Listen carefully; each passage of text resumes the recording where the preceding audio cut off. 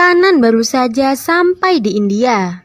Keluarga Kanan sangat senang menyambut kedatangan Kanan. Bahkan calon mertua Kanan dan calon tunangan Kanan sangat bersemangat menyambut kedatangan Kanan di rumah. Calon tunangan Kanan bernama Anu, yang merupakan teman masa kecil Kanan. Kanan tiba dan disambut dengan meriah oleh keluarga Anu. Setelah itu semua orang langsung menemui pendeta untuk menentukan tanggal pernikahan Kanan dan Anu. Pendeta mengatakan bahwa Kanan mempunyai nasib buruk. Untuk menghapus nasib buruk, Kanan harus menikah dengan sebuah pohon. Kanan menganggap itu hanyalah sebuah lelucon. Semua keluarga menyuruh Kanan untuk mengikuti kata pendeta. Dengan begitu, Kanan dan Anu akan memiliki pernikahan yang bahagia terlepas dari nasib buruk. Setelah diyakinkan, akhirnya Kanan setuju untuk menikah dengan pohon. Meskipun Kanan enggan untuk menikah dengan pohon, namun ritual pernikahan Kanan dengan pohon tetap dilakukan. Pernikahan Kanan dengan sebuah pohon telah selesai dan pendeta memberitahu Kanan bahwa setelah ini Kanan akan menjalani kehidupan pernikahan yang bahagia dan Kanan terbebas dari masalah. Kanan menikah dengan sebuah pohon yang ada di desa Pilaur dan setelah menikah, pohon yang telah dinikahi Kanan ditebang. Kanan dan semua orang kembali ke rumah. Kanan tidur dengan tenang. Namun tiba-tiba ada sosok hantu yang mendatangi Kanan. Kanan ketakutan melihat sosok hantu itu. Saking ketakutannya, Kanan kabur dan kepala Kanan terbentur hingga Kanan pingsan. Semua orang berkumpul untuk melihat keadaan Kanan dan Kanan tersadar. Kanan memberitahu semua orang bahwa dia telah melihat hantu, namun tidak ada satupun yang percaya kepada Kanan. Semua orang pergi meninggalkan Kanan dan Kanan masih melihat hantu yang tadi. Jadi Kanan meminta kepada Anu bahwa Kanan akan tidur bersama dengan Anu. Keesokan harinya Kanan mengira bahwa hantu itu telah pergi. Kanan pergi kembali ke kamarnya untuk bersiap-siap karena Kanan akan bertunangan dengan Anu. Hantu itu masih menunggu Kanan di dalam kamar Kanan. Kanan yang melihat itu ketakutan dan pergi ke kamar orang tuanya. Ibu Kanan memarahi Kanan karena Kanan masih belum siap untuk pertunangannya dengan Anu. Pelayan datang untuk membawakan pakaian Kanan. Kanan ketakutan melihat pelayan karena di belakang pelayan ada hantu yang terus-menerus mengikuti Kanan. Kanan bersembunyi di dalam kamar mandi dan hantu itu mengikuti Kanan di dalam kamar mandi. Hantu itu mengatakan bahwa Kanan telah membawanya ke sini dan sekarang dia terjebak dengan Kanan. Hantu itu bertanya kepada Kanan apa yang telah dilakukan Kanan sehingga membuat hantu itu terjebak dengan Kanan. Kanan mengatakan kepada hantu itu bahwa dia telah menikahi pohon untuk menghilangkan nasib buruk. Hantu itu akhirnya mengerti kenapa dia terjebak dengan Kanan, karena dia adalah penghuni pohon yang telah dinikahi oleh Kanan. Jadi secara tidak langsung Kanan telah menikah dengan hantu itu. Hantu itu meminta kepada Kanan untuk mengembalikan dirinya ke pohon. Namun pohon yang telah dinikahi Kanan sudah ditebang. Jadi hantu itu akan terjebak selamanya dengan Kanan. Kanan ketakutan karena hantu itu akan terjebak selamanya dengan dirinya. Kanan menyuruh hantu itu pulang. Pasti di kehidupan sebelumnya hantu itu memiliki rumah. Saat Kanan mengatakan tentang rumah, hantu itu mengingat masa lalunya. Adegan flashback ke masa lalu. Di desa Pilaur, ada seorang gadis muda yang bernama Sasi. Sasi berasal dari keluarga terhormat. Dia tinggal bersama kakaknya yang merupakan seorang dokter. Teman Sasi yang bernama Amrit datang membawa koran yang berisi puisi yang ditulis oleh Pilauri. Puisi yang ditulis oleh seseorang yang bernama Pilauri sangat-sangat indah, namun Pilauri tidak pernah mengungkapkan dirinya kepada publik. Semua orang sangat menyukai puisi yang ditulis oleh Pilauri dan orang-orang mengira bahwa Pilauri adalah Ruplal. Ruplal adalah seorang penyanyi. Ruplal mengaku kepada semua orang dirinya adalah Pilauri, sang penulis puisi. Banyak gadis-gadis yang tergila-gila kepada Ruplal. Gadis-gadis desa Pilaur sering memberikan barang-barangnya di depan pintu rumah Ruplal. Suatu hari, orang-orang dari kota datang ke desa Pilaur untuk mengenalkan piringan hitam. Warga desa Pilaur berbondong-bondong datang untuk mendengarkan lagu yang diputar dari piringan hitam. Amrit, teman Sasi, menjemput Sasi untuk mengajak Sasi mendengarkan piringan hitam. Namun kakak Sasi melarang Sasi untuk pergi karena gadis dari keluarga terhormat tidak boleh datang ke pertemuan seperti itu. Amrit pergi meninggalkan Sasi dan tak lama kemudian ada pasien yang membutuhkan pertolongan kakak Sasi. Kakak Sasi pergi meninggalkan Sasi sendirian di rumah dan mengunci pintu rumah. Sasi mempunyai kesempatan untuk mendengarkan piringan hitam, jadi Sasi kabur dari rumahnya melewati tangga untuk mencapai tempat pemutaran piringan hitam.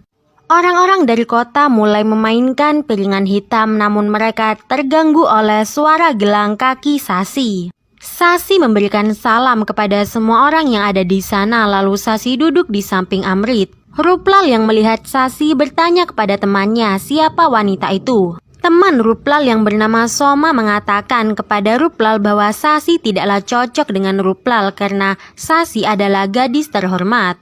Kakak Sasi adalah seorang dokter dan pasti kakak Sasi tidak akan membiarkan Ruplal untuk mendekati Sasi. Musik dari piringan hitam dimainkan. Semua orang mendengarkan musik dari piringan hitam dengan senang, namun Ruplal terus-menerus memandang wajah Sasi. Sasi pergi ke toko buku untuk membeli koran. Di dalam koran tertulis, editor Gurbaksing menulis surat terbuka untuk Pilauri supaya Pilauri menunjukkan identitas aslinya. Ruplal dan Soma datang mendekati Sasi dan Amrit. Ruplal mulai menggoda Sasi dan bertanya kepada Sasi kenapa Sasi tidak pernah datang pada saat Ruplal melakukan pertunjukan. Sasi mengatakan kepada Ruplal bahwa lagu yang dinyanyikan oleh Ruplal tidak enak didengar. Ruplal membantah perkataan Sasi jika lagu Ruplal tidak enak didengar, tapi kenapa Sasi selalu membaca puisi yang dibuat oleh Ruplal? Sasi menjawab Ruplal. Sasi mengatakan seharusnya Ruplal merasa malu. Ruplal bisa menipu seluruh dunia tapi tidak bisa menipu Sasi. Sasi tahu bahwa Ruplal bukan orang yang menulis puisi di koran. Ruplal menyanyikan lagu yang tidak ada artinya. Sasi dan Amrit pergi meninggalkan Ruplal dan Soma. Ruplal membacakan puisi yang ditulis oleh Pilauri di koran. Sasi mendatangi Ruplal dan menamparnya. Pada saat Ruplal akan tampil bernyanyi, Ruplal teringat perkataan Sasi bahwa lagu yang dinyanyikan oleh Ruplal tidak ada artinya. Ruplal tidak jadi bernyanyi dan pulang ke rumahnya. Sampai di rumah, Ruplal mengambil pena dan kertas dan mulai menulis lagu karyanya sendiri. Ruplal berhasil menyelesaikan lagu hasil karyanya sendiri. Ruplal menyanyikan lagu yang dia ciptakan di malam hari. Sasi yang mendengar Ruplal bernyanyi meninggalkan rumahnya dan pergi ke Ruplal. Ruplal terlalu asik menyanyi sampai tidak menyadari kehadiran Sasi. Saat Ruplal menyadari bahwa Sasi ada di hadapannya, Ruplal langsung terdiam. Sasi memuji lagu ciptaan Ruplal. Sasi mengungkapkan kepada Ruplal bahwa Pilauri, penulis puisi yang diterbitkan di koran, adalah dirinya. Dan dengan begitu Sasi meninggalkan Ruplal. Ruplal telah berubah. Sekarang Ruplal sering menyanyikan lagu yang penuh arti. Ruplal juga mendekatkan diri kepada Tuhan. Bahkan Ruplal juga merubah penampilannya. Suatu hari Ruplal akan pergi ke pertunjukan menyanyi. Di depan pintu rumahnya, Ruplal menemukan sebuah puisi. Ruplal menyanyikan lagu yang tertulis di dalam puisi yang dia terima. Sasi diam-diam mendengarkan lagu yang dinyanyikan oleh Ruplal. Sasi sering menulis dan Ruplal sering mendapatkan puisi tepat di depan pintu rumahnya. Ruplal mengubah puisi itu menjadi sebuah lagu dan Ruplal akan menyanyikannya di pertunjukan. Suatu malam Ruplal menangkap basah Sasi sedang menyelipkan puisi di depan pintu rumah Ruplal. Ruplal mengambil langsung puisi dari tangan Sasi. Sasi menjadi malu dan meninggalkan rumah Ruplal.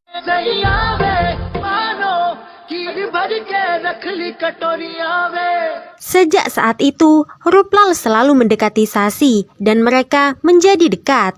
Ruplal dan Sasi menjalin hubungan. Mereka saling mencintai satu sama lain sampai-sampai mereka melakukan hubungan plus-plus. Setelah melakukan hubungan plus-plus, Sasi mengatakan kepada Ruplal bahwa editor Gurbaksing meminta supaya Pilauri menunjukkan identitas aslinya. Sasi menyuruh Ruplal untuk mengaku sebagai Pilauri. Karena selama ini Ruplal sudah mengaku-ngaku sebagai Pilauri dan orang-orang banyak yang percaya bahwa Ruplal adalah Pilauri. Sasi tidak bisa mengaku kepada semua orang bahwa Pilauri yang sebenarnya adalah dirinya karena Sasi berasal dari keluarga terhormat. Jika Ruplal mengungkapkan dirinya sebagai Pilauri sang penulis puisi di koran, maka Ruplal bisa pergi ke Amritsar dan merekam lagu di sana.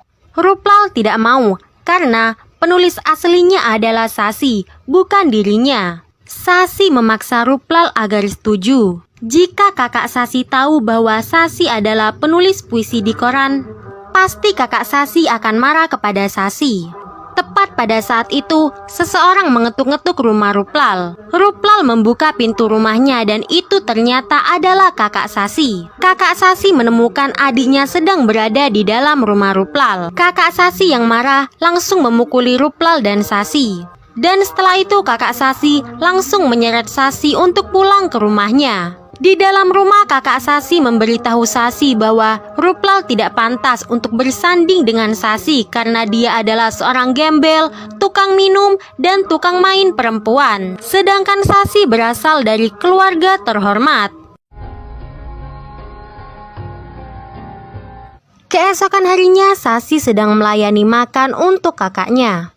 Ruplal datang ke rumah Sasi. Kakak Sasi yang mengetahui hal itu marah.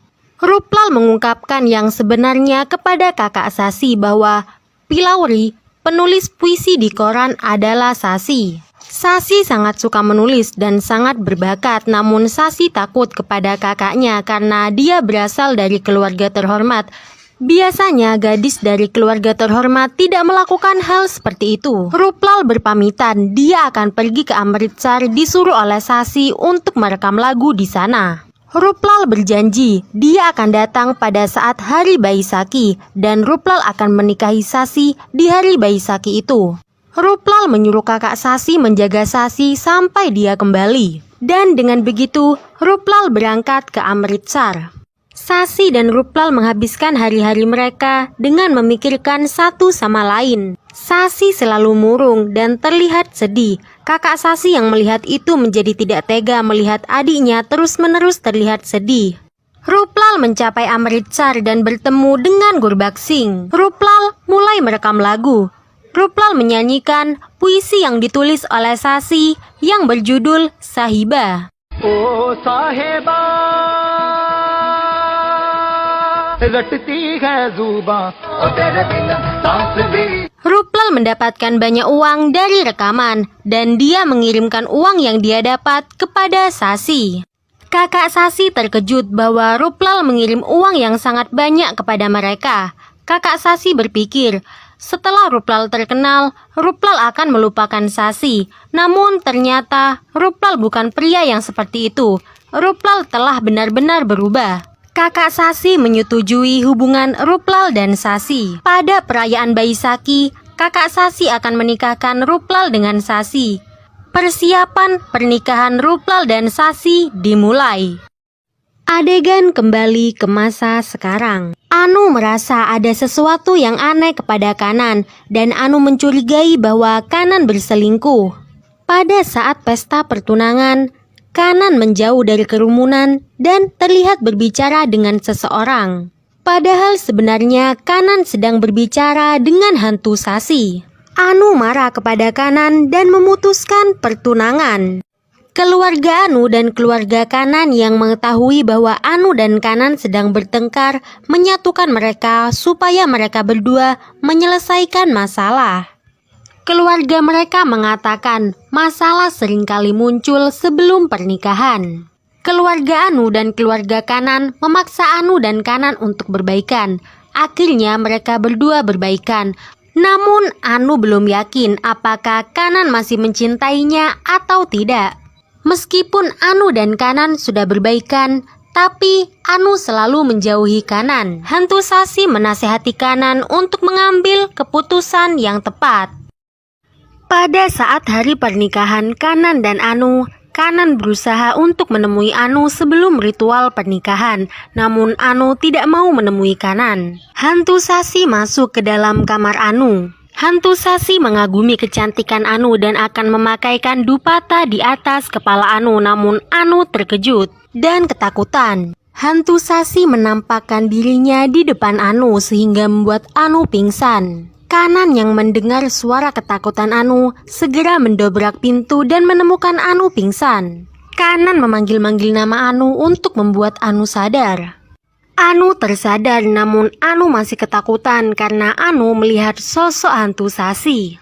Kanan menjelaskan tentang hantu Sasi kepada Anu. Hantu Sasi adalah hantu penunggu pohon yang Kanan nikahi. Selama ini Kanan berusaha menjelaskan kepada orang-orang bahwa dia melihat hantu Sasi, namun tidak ada satupun orang yang percaya kepada Kanan.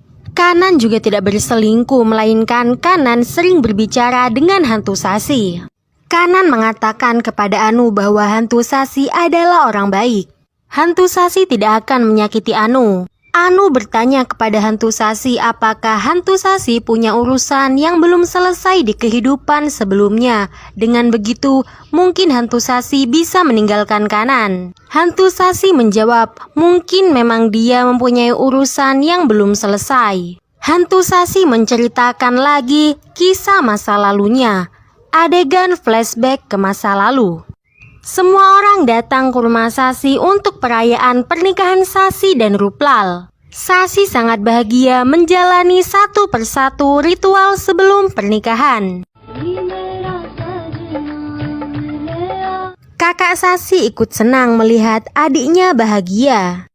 Di tengah-tengah perayaan Mahendi, Sasi merasa mual. Sasi meninggalkan tempat upacara dan keluar rumah untuk memuntahkan isi yang ada di dalam perutnya. Amrit menyuruh Sasi beristirahat karena Amrit mengira Sasi kecapean. Amrit akan memanggil kakak Sasi, namun Sasi melarang Amrit dan Sasi memberitahu Amrit bahwa dirinya sekarang sedang hamil.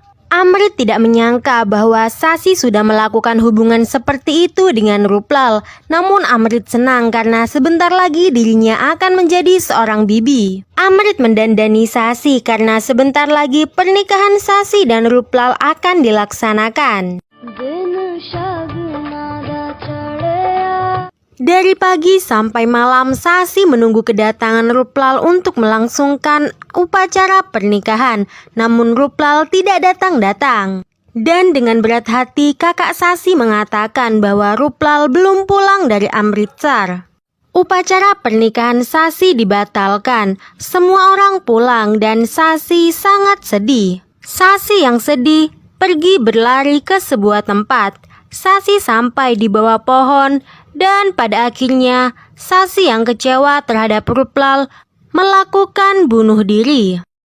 Kanan bertanya kepada hantu Sasi, sudah berapa lama kejadian itu terjadi? Dan hantu Sasi menjawab, kejadian itu terjadi pada bulan April sekitar 98 tahun yang lalu. Hantu Sasi mulai bertanya-tanya kenapa dia ada di sini, dan pada saat itu Nenek Anu masuk ke kamar Anu untuk memberikan perhiasan kepada Anu.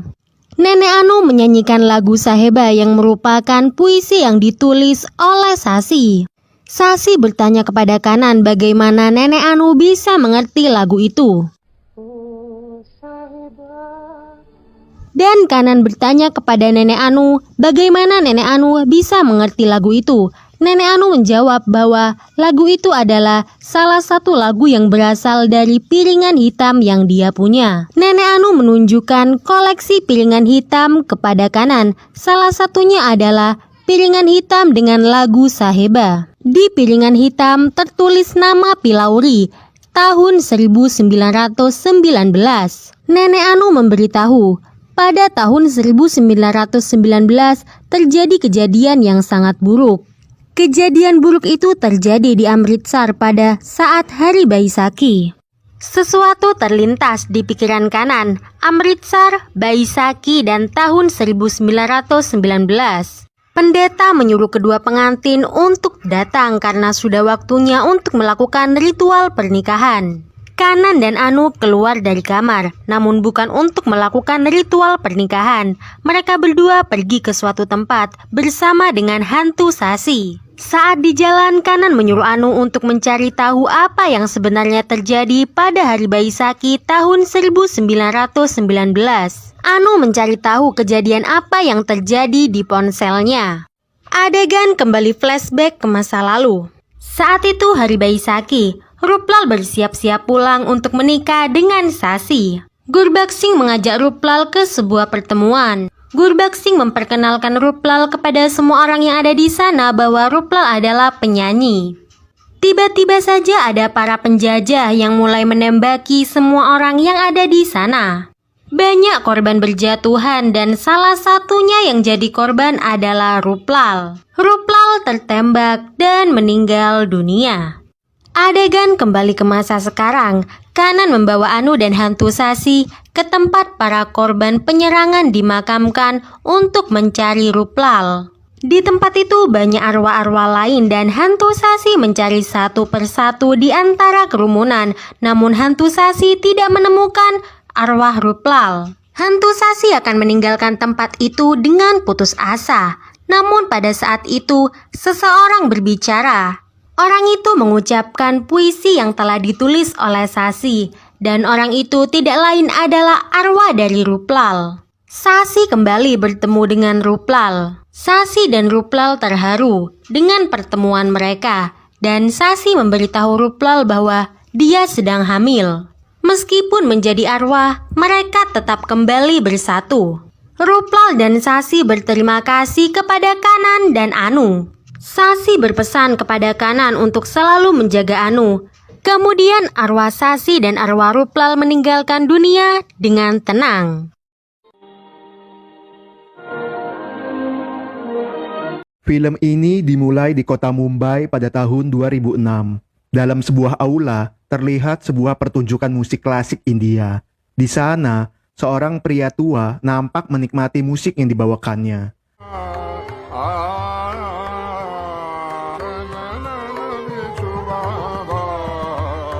Dia adalah Guruji, seorang vokalis musik klasik. Beberapa penonton yang hadir kebanyakan dari kalangan orang dewasa. Setelahnya, dalam kediaman Guruji, terlihat seorang pemuda sedang berlatih. Dia adalah Sarat, salah satu anak didik dari Guruji. Setiap hari, Sarat berlatih vokal bersama Guruji. Sarat adalah murid yang rajin, bahkan sering memijat gurunya jika terlihat kelelahan. Pada hari itu, Sarat dengan diantar dua temannya pergi ke toko baju.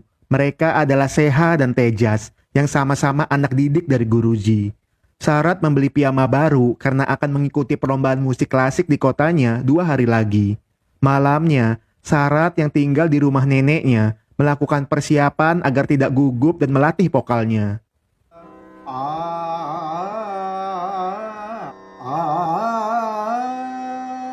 Nggak berselang lama, neneknya datang memberitahu bahwa dalam sambungan telepon, ibunya ingin berbicara dikarenakan adiknya sedang sakit. Namun, Sarat menolaknya karena sedang fokus latihan. Kemudian, sebelum tidur, Sarat pergi keluar rumah untuk mendengarkan rekaman dari sesepuh musik klasik. Sesepuh tersebut adalah Mai, guru dari Guruji. Dalam rekamannya, Mai berceramah tentang aliran musik Rah yang dia kuasai. Musik Rah adalah sebuah musik klasik yang dapat menenteramkan jiwa Dan jika mau menggeluti musik ini, belajarlah untuk kesepian dan kelaparan. Di hari kompetisi, terlihat seorang peserta sedang melantunkan musik klasik.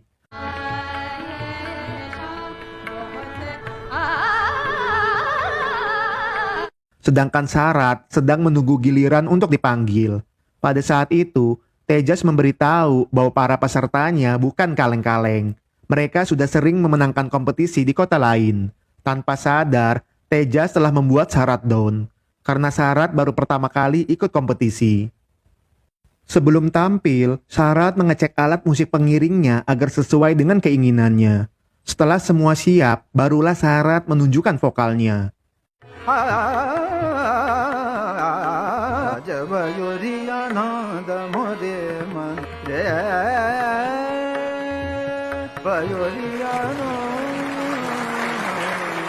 Penampilan Sarat membuat para hadirin yang datang bertepuk tangan. Seha dan Tejas pun memuji penampilan Sarat yang bagus. Hanya saja, Sarat merasa kurang maksimal dengan penampilannya. Di hari yang sama, pengumuman pemenang pun langsung diumumkan. Sialnya, Sarat harus kalah dalam kompetisi tersebut dan Sarat nampak termenung. Selepasnya, Sarat mengikuti pelatihan yoga agar bisa melepaskan pikiran negatif dan meningkatkan kesehatan mental dan fisiknya. Sebelum tidur pun, Sarat menyempatkan pergi ke jalan raya sambil mendengarkan rekaman dari Mai. Dalam rekaman Mai, Sarat mendapatkan pengetahuan tentang semangat dalam bermusik klasik. Di hari berikutnya, Sarat yang bekerja di studio musik klasik nampak sedang merekam dan memindahkannya ke format CD. Pada hari itu, atasannya yang bernama Kishore mengajak Sarat untuk menjaga stand di pertunjukan seni dan budaya. Di sana, Sarat menawarkan musik klasiknya dan mencoba memberikan diskon. Malangnya, tak satu pun yang tertarik karena musiknya dijual tidak terkenal. Sesudahnya, dengan kesal, Sarat kecewa dengan orang-orang zaman sekarang yang lebih tertarik musik modern ketimbang musik klasik. Padahal musik klasik kemurniannya masih terjaga. Kishore memberitahu bahwa sponsor lebih tertarik dengan jenis musik modern karena mudah diterima oleh masyarakat luas. Malamnya, Kishore dan Sarat bertemu klien. Dia adalah Kumar, seorang kolektor barang antik dan juga kritikus. Pada saat itu, Kishore memesan koleksi musik klasik dari Kumar. Waktu remaja, Kumar pernah mendengar secara langsung Mai bernyanyi. Suara Mai sangat bagus, hanya saja Mai adalah seniman palsu karena tidak mau tampil di depan umum dan seluruh alirannya nampak telah dibodohi oleh ceramahnya. Tanpa sadar, Kumar telah menghina aliran Sarat. Dengan kesal, Sarat pun menyiramnya. Pada saat latihan, Seha dan Tejas nampak mengikuti instruksi dari guruji dengan baik.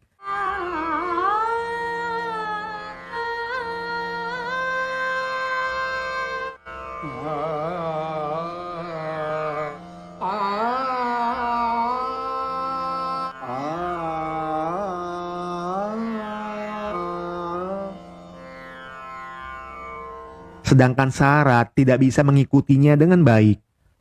Malamnya, Sarat mencoba berlatih kembali. Pada saat itu, dirinya teringat kenangan waktu kecilnya. Dari kecil, ayahnya tidak membiarkan Sarat untuk bermain bersama teman-temannya. Setiap hari, ayahnya mengajarkan dan memperkenalkan Sarat dengan musik klasik.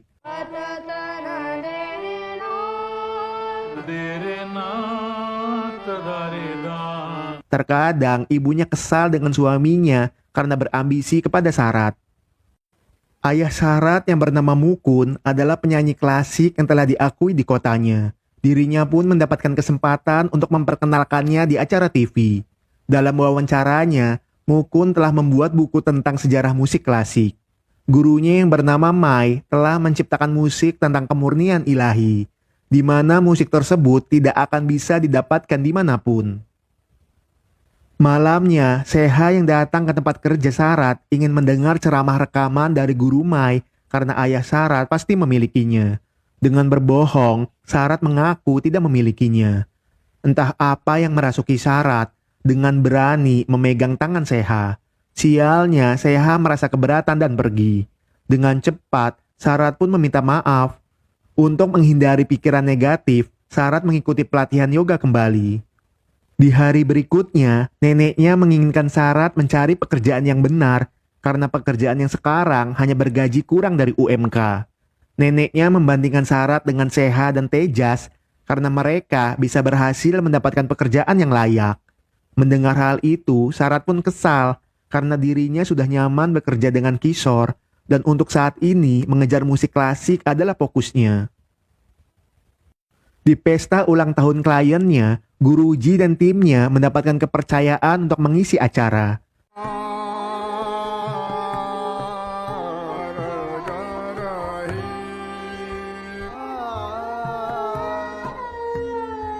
Pada saat itu, Sarat salah dalam menyambung frasa dari gurunya. Beruntungnya terbantukan oleh Seha.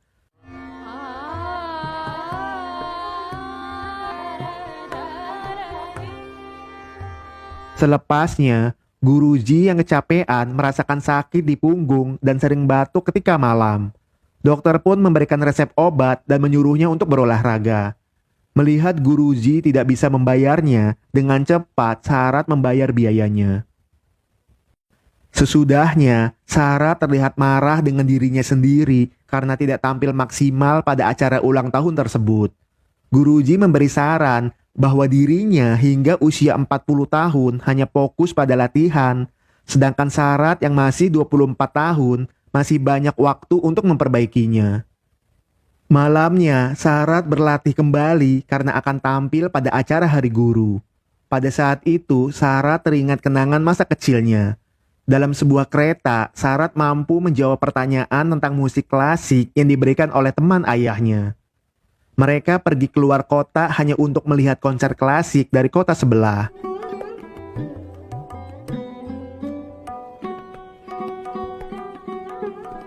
Sebelum tidur, Sarat mendengarkan rekaman Mai kembali. Dalam ceramahnya, untuk menyanyikan musik klasik India, harus melupakan penonton dan fokus pada frasanya. Menyanyilah untuk dirimu dan Tuhan. Jika gagal, setidaknya sudah mencobanya dengan tulus. Pada saat Hari Guru, Sarat yang telah berlatih dipercaya Guruji untuk menggantikannya mengisi acara tersebut. Kemudian, Sarat mencoba mempraktekkan isi ceramah dari Mai.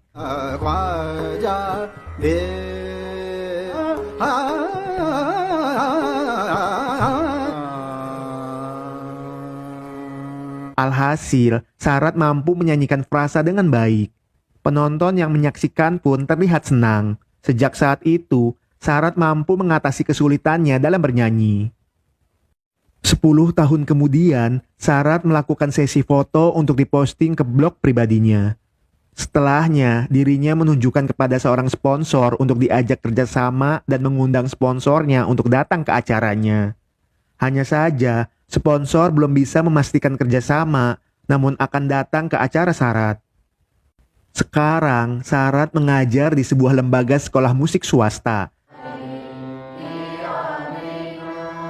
Pada saat sedang mengajar, anak didiknya memberitahu bahwa Guruji sedang sakit dan memintanya untuk datang.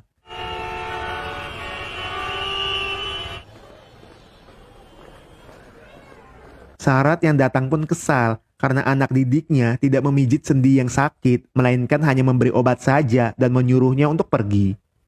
Guruji memberitahu bulan lalu dirinya meminjam Rp200.000 kepada ayah Sarat untuk biaya dokter.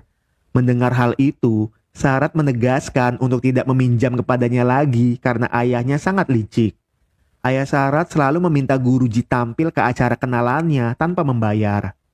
Sesudahnya, pada saat makan malam, Sarat nampak terkejut dengan gadis dari desa Kolkata yang menyanyikan musik klasik dengan begitu bagus.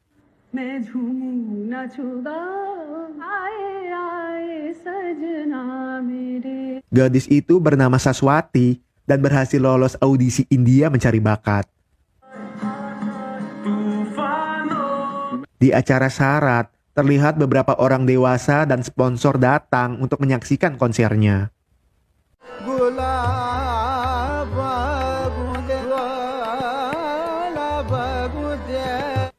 Di sana, penonton dilarang merekam dan acara konsernya nampak disukai para penontonnya. Selepasnya, Sarat mempostingnya di Facebook dan menandai sponsornya. Ternyata sponsornya lebih memilih Seha untuk diajak kerjasama. Sekarang, Seha adalah penyanyi klasik berbakat yang pernah mengisi acara di Amerika dan telah mendapatkan penghargaan dari industri musik. Seha juga telah menikah dengan seorang pencipta lagu, sedangkan Tejas lebih memilih menjadi karyawan. Di hari berikutnya, Sarat menunjukkan rekaman videonya.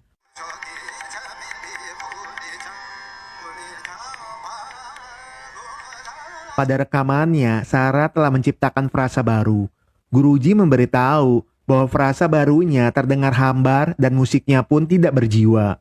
Guruji pun menyuruhnya untuk lebih berusaha lagi. Malamnya, Sarat yang sedang berlatih teringat kenangan masa kecilnya. Pada saat itu, ayahnya menunjukkan rekaman ceramah Mai. Ayahnya mendapatkan rekaman tersebut dari temannya. Setelah berpikir, Sarat memberikan semua rekaman ceramah Mai ke lembaga musik lokal. Sarat memberitahu bahwa rekaman tersebut adalah materi yang tidak ternilai dan mohon untuk dijaga. Dengan senang, petugas pun mencatat identitas Sarat dan menerimanya. Setelahnya, dalam acara India Mencari Bakat, Saswati yang seorang vokalis musik klasik telah berhasil masuk ke final. Ternyata orang tua Saswati mendukung bakat anaknya menyanyi dari kecil. Sejak ikut India Mencari Bakat, Saswati menjelma sebagai bintang karena telah mengharumkan desanya. Sarat pun terlihat serius memperhatikan penampilan Saswati. Selesai mengajar, seorang murid dan ibunya datang untuk meminta izin kepada Sarat. Ibunya memberitahu bahwa anaknya Karan akan mengisi dalam acara band campuran di festival kampusnya. Karan diminta untuk menjadi vokal klasik pada band modern. Sarat pun mengizinkannya, hanya saja melarangnya untuk datang kembali ke kelasnya karena musik klasik dikhususkan untuk orang yang ingin fokus saja. Dengan marah, ibunya pun pergi membawa anaknya.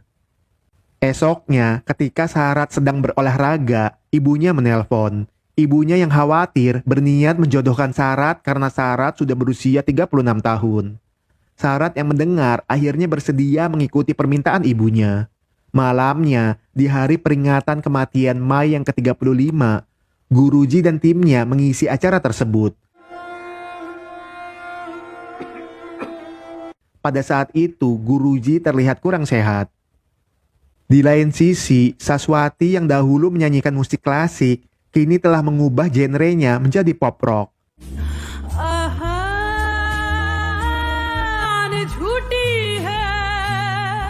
Sarat yang melihat pun nampak terkejut. Alasan Sarat belum menikah adalah karena dirinya mengkhawatirkan kondisi gurunya yang tidak memiliki keluarga dan tidak ada yang merawatnya. Guruji memberitahu bahwa banyak dari para kliennya yang tidak membayarnya. Mereka hanya memberikan cemilan dan teh saja. Mendengar hal itu, Sarat pun akan menagihnya. Ketika Sarat sedang membuatkan teh, naasnya Guruji menghembuskan napas terakhirnya. Guruji? Beberapa tahun kemudian, dalam perjalanan menuju Mumbai, Sarat telah memiliki seorang putri. Dirinya telah menikah dengan wanita pilihan ibunya. Pada hari itu, Sarat meresmikan perusahaan barunya. Para sponsor mau bekerja sama karena konsistensi Sarat di dunia musik klasik sudah teruji. Dalam wawancaranya, Sarat menjelaskan bahwa dirinya telah mendirikan perusahaan musik klasik bernama Anhat Sounds. Sarat sukses memperkenalkannya pada masyarakat luas, dan musik klasik yang Sarat ciptakan dapat dibeli melalui web perusahaannya. Sarat menjadi pemain tunggal di industri musik klasik, khususnya India bagian utara, yang membuatnya kaya raya. Dalam perjalanan pulang, terlihat seorang seniman jalanan menyanyikan karya Sarat.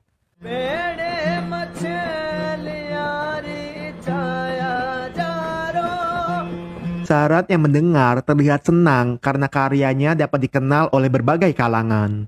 Dan film pun selesai.